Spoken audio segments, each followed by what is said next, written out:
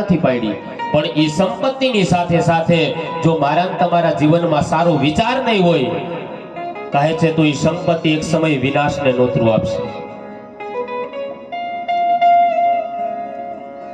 આપણી વચ્ચે પૂજ્ય ચરણ મહાપુરુષ પધાર્યા છે. તાલીઓના નાથે એમનું અભિવાદન કરી સ્વાગત કરી.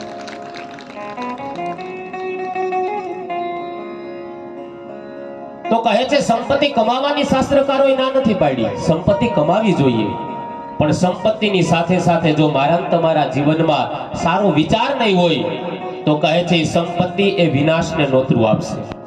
રાવણ પાસે ઓછી સંપત્તિ નહોતી, અઢળક સંપત્તિનો માલિક હતો, આખી લંકા સોનાની હતી, પણ વિચાર નામે મીંડું હતું. કારણ કે સીતા પ્રત્યેનો કામ જાગ્યો અને આખી લંકા કહે છે રાવણ એ હનુમાનજીએ ભડકે બાળી, કારણ કે એની પાસે સારો વિચાર નહોતો, સીતા પ્રત્યે કામ વાસના જાગી.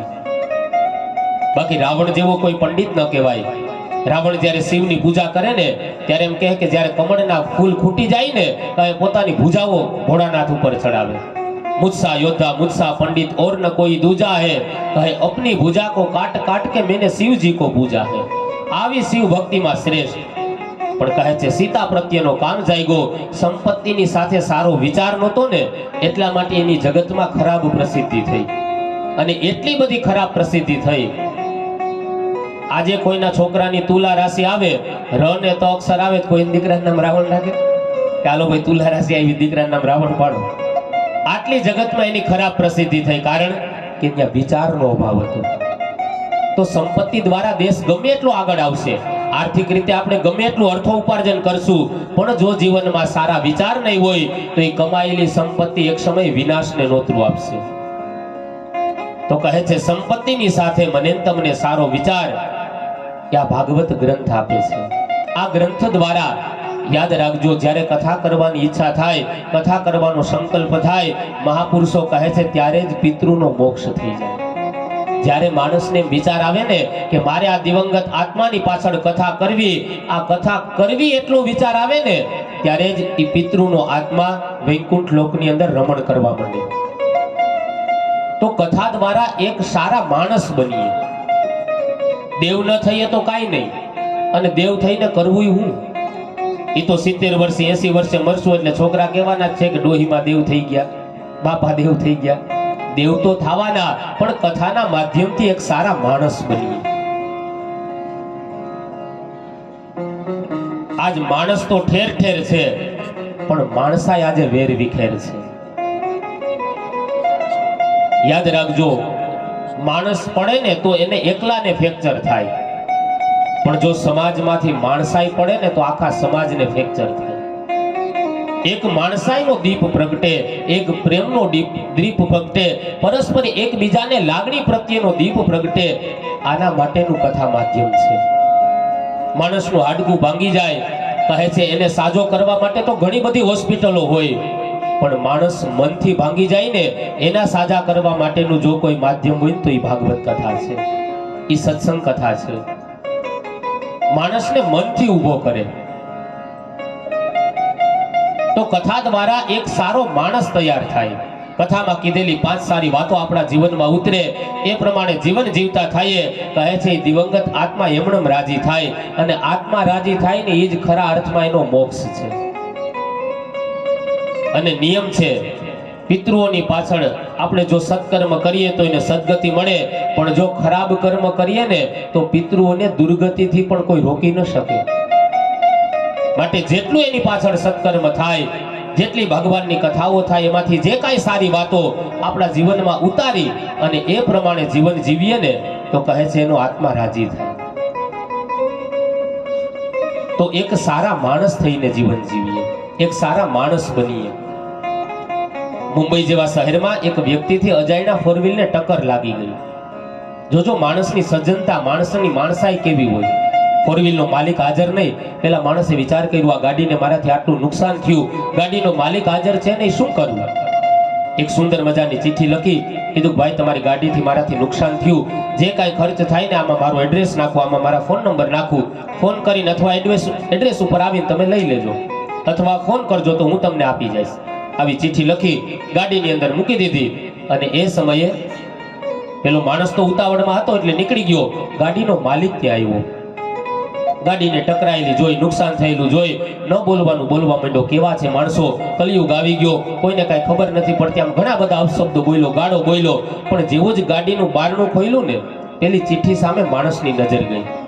ચિઠ્ઠી હાથમાં લઈ જોયું તો પેલા જે માણસ ગુનેગાર હતો ને એનું એડ્રેસ અને મોબાઈલ નંબર. તરત બીજી ટેક્સી બંધાવી પેલા માણસના ઘરે જાય છે. કીધું, ભાઈ તમારાથી મારી ગાડીને ટક્કર લાગી ગઈ હતી? પેલો માણસ કહે છે, હા ભાઈ, અવિનય થયો હોય તો માફ કરજો, ક્ષમા કરજો, ઉતાવળ હતી ને એટલે નીકળી ગયો.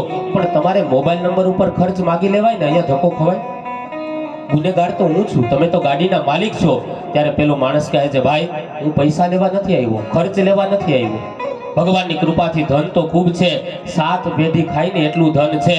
પણ આ ઘોર કલયુગની અંદર એક સારા વ્યક્તિના દર્શન કરવા માટે આવ્યો છે. એક સારા વ્યક્તિ બની જઈએ, એક સારા માણસ બની જઈએ તોય જીવન જીવવાનો આનંદ આવે. કારણ કે જીવતા છે તો નામનું મહત્વ, મરણ પછી તો એને નનામી કહેવાય.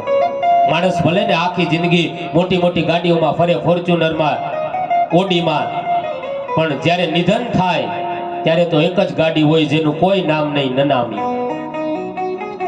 તો મરણ પછી તો એને નનામી કહેવાય. જિંદગી તો કોઈની આપેલી ઉધાર છે, એને પાછી ન આપીએ તો આપણી ખામી કહેવાય. અહીંયા બેઠા છીએ ને એમણે નથી બેઠા. આ જે ઈશ્વરે મને તમને જીવન દીધું ને એને આપવા માટે થઈને બેઠા છીએ. મહાપુરુષો એમ કહે છે કે ઘી વગરનું તમે ભોજન કરો તો એ ભોજન વાંજ્યું ભોજન કહેવાય. ઘી વગર ભોજન ન હોય. એવી જ રીતના ભગવાનની કથા સાંભળ્યા વગરનો જે દિવસ જાય, ભગવાનના પૂજા પાઠ કર્યા વગરનો જે દિવસ જાય, ભગવાનને યાદ કર્યા વગરનો જે દિવસ જાય, યાદ રાખજો એ દિવસ વાંજ્યો દિવસ કહેવાય. દિવસમ અવંધ્યમ કુર્યાત. ભગવાનની કૃપાથી, ઠાકોરજીની કૃપાથી મારા તમારા 8 દિવસ એ ભગવાનના ગુણાનુવાદ ગાવામાં જશે. કારણ કે મને તમને પાણી વગર નથી ચાલતું, હું તમે હવા વગર જીવી નથી શકવાના. મને મારું તમારું જીવન પ્રકાશ વગર અશક્ય છે. તો કહે છે એ અન્ન આપનારો, એ હવા આપનારો, એ પ્રકાશ આપનારો પરમાત્મા, એનું ભજન ન કરીએ, એને યાદ ન કરીએ, એની કથાઓ ન સાંભળીએ તો સમજી લેવાનું કે આપણું જીવન એ વાંજ્યું જીવન છે. તો પ્રેમ સહિત શ્રી કૃષ્ણનું કથા કીર્તન જ્યાં થાય, કોટી તીર્થ આવી વસે, કહે ભાગ્ય હોય તે નાય. કથા સાંભળવાથી પુણ્ય મળે કે નહીં એ વાતમાં નથી પડવું, પણ સત્કર્મ કરીએ એટલે ચોક્કસ પુણ્ય મળે, એમાં ના નહીં. ખરાબ કર્મ કરો તો ન છૂટકે દુઃખ ભોગવવું પડે, એમ સત્કર્મ કરો તો ન છૂટકે સુખ ભોગવવું પડે. તો કથા સાંભળવાથી પુણ્ય તો મળે જ, પણ એમાં નથી પડવું. પણ મારા તમારા 7 પેઢીના પુણ્ય ભેગા થાય અને એ પુણ્યના ઢગલા જ્યારે હિમાલય કરતા મોટા થાય ને, ત્યારે મને તમને આ ભાગવત કથા સાંભળવા મળે. અને એના 2 શ્લોક સાક્ષી પૂરે ભાગવતકાર કહે છે, એ તસ્માદ અપરમ કિંચન મનઃ શુદ્ધ્યેન વિદ્યતે જન્માંતરે ભવેત પુણ્યમ તદા ભાગવતમ લભે.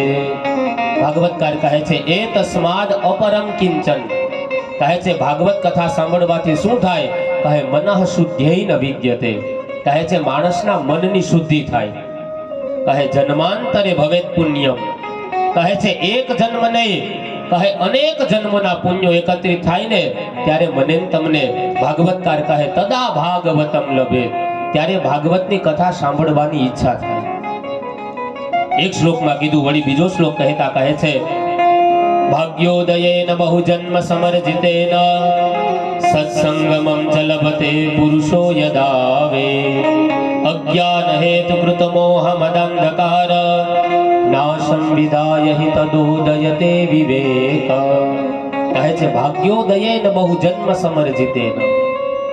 અહીંયા એમ નથી કીધું કે એક જન્મ સમર્જિતેન. ભાગવતકાર લખે છે બહુ જન્મ